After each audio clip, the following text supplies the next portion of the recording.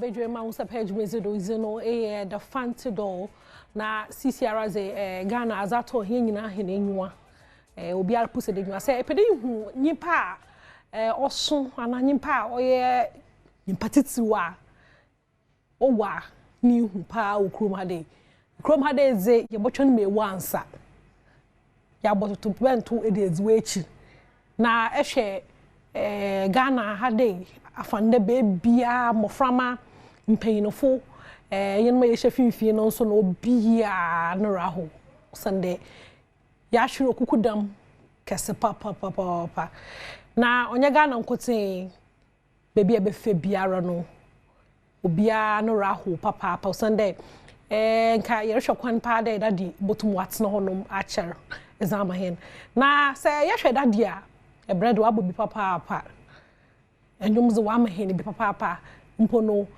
yehwe anyum tofo a wo Ghana hade obi enyu hono ma wonyum kyen no enyum no nenyum bebre na album susu bebre na America cho de say ye celebrate daddy enye yankoten na ye celebrate daddy hono ma wo abrochi memu so no we celebrate daddies papa na se ko he Germany abontendo most mana nyimpa etu won ho egu street do na we celebrate daddy a na oyare hu so ye nije o mu de ya hwera ade kaseze na nso no se ye hwe bra obobo ya wasade ye celebrate no wasade ye celebrate na life no because we jechi nyama bebre legacy a we da na eja no onye legacy kakraba intano ye be ko Germany na ya hwe mosima ebibifo bronyo wono opo ya agba no madadi Lumba womre kra na we celebrate won konso nkodo awo na ye kohwe na yemra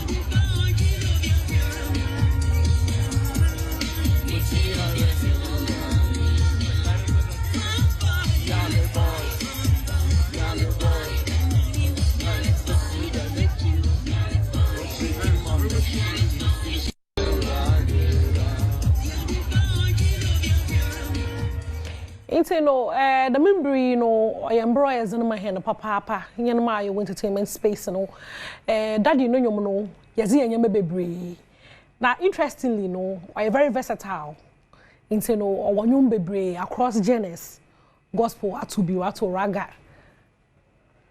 za ezbu twetwe wosen wo ho za ezbu gware wo ho za ezbu sha atere bo ho chede mepede ye bia daddy wonyom a ibutu ezaye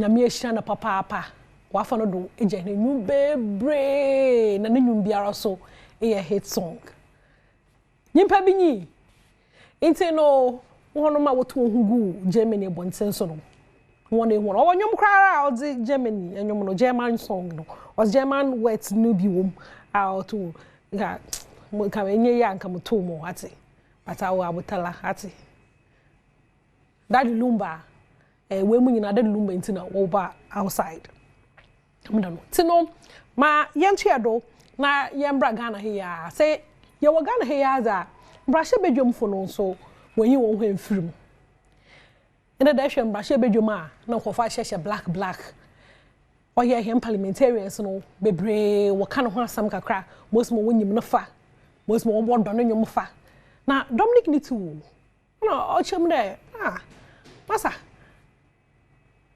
papa no ohwe mu kra na obetumi aka there oya Michael Jackson o Ghana ya Michael Jackson ngen tino wonhwe na wonsie ne ye fama hen awo ma yen kwate mbra hye bedwamfo no ensam na azana wakaka wo ho no ahem.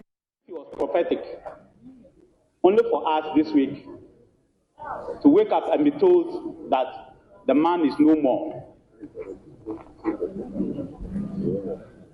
Mr. Speaker, Ghana should give him a befitting burial.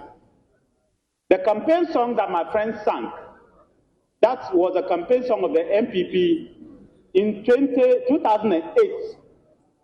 I remember that after the NDC won the elections, every party that the NDC had, that was the song they were singing. Not that the song Nana Ye Winner. It was so popular across political parties that you didn't know whether it was an MPP song or an NDC song. It was a national anthem of how to campaign and how to compose a campaign song. Maybe the NDC brought one or two hit songs in 2012 to defeat us. But Mr. Speaker, today, Master Baby Baby MPP for now what the vibe, NDC for the vibe, because I know do I da ye my lyrics. Ye my lyrics. Na I then ye choose solo kuno. It's no daddy. Wabo brapa papa. And the story is all about Daddy Lumba. And obi bakade worry I be mommy. MG ni chimukra 1 month. Daddy Lumba some could say near baka bibi wo ho. Bibi wo ho ya baka. Sa nipa ze ebo brapa na wo pian.